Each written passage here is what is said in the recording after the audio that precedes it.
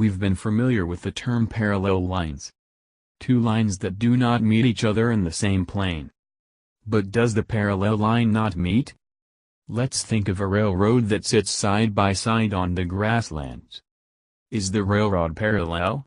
It's parallel, of course. But in our view, railways are not parallel. The tracks look like they meet at one point. Why doesn't the railway look parallel? We don't know who came up with this idea for the first time, but it's Renaissance artists who express it in paintings. Florence artists like Philippe Brunelleschi. They wanted to describe things in pictures as they are seen themselves, and they drew as if the two parallel tracks meet. And that's the vanishing points.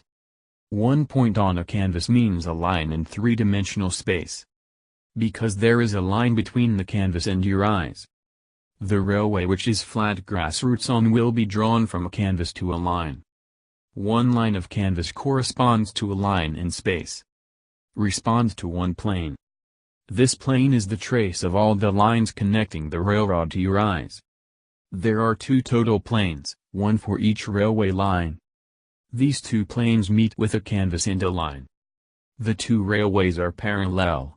But the planes by rail are not parallel. The two planes meet in your eyes.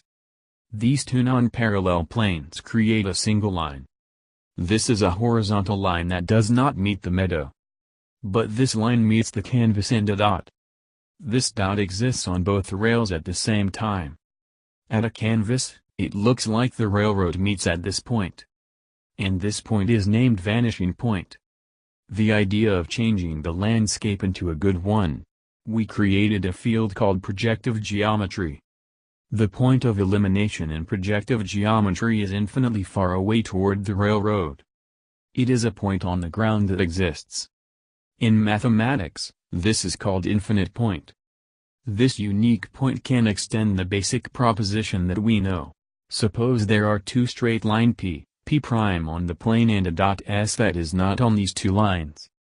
The point where the straight line passing through point S meets the straight line P shall be A and A' respectively. It is then possible to match point A above line P and point A' above line P'. Point above the line P is usually 1-to-1 correspondence with point A' above the line P'. Point A' above the line P' is 1-to-1 correspondence with point A above the line P. However, if the point above P moves along A, B, C, the point above P' which corresponds to them moves along A', B', C', away from A'. And when the point above P reaches point I and the straight SI and straight P' are parallel, the straight SI and straight P' do not meet each other. Thus, the point above the P' corresponding to point I is not present.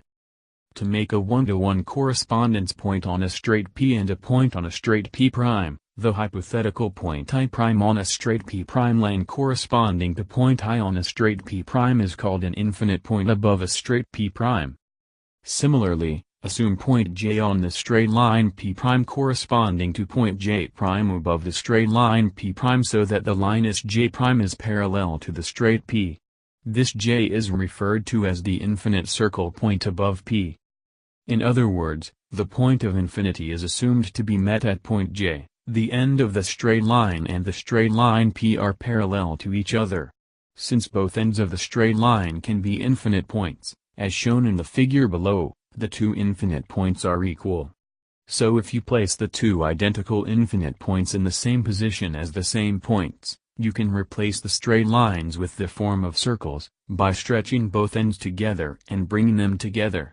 Because of this infinity, the notion that the two lines meet or are parallel in Euclidean plane geometry can be extended to the premise that the two lines meet, even if parallel.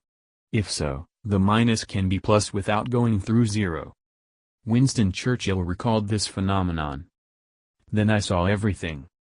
A depth beyond my sight was revealed. An abyss was revealed beyond the abyss.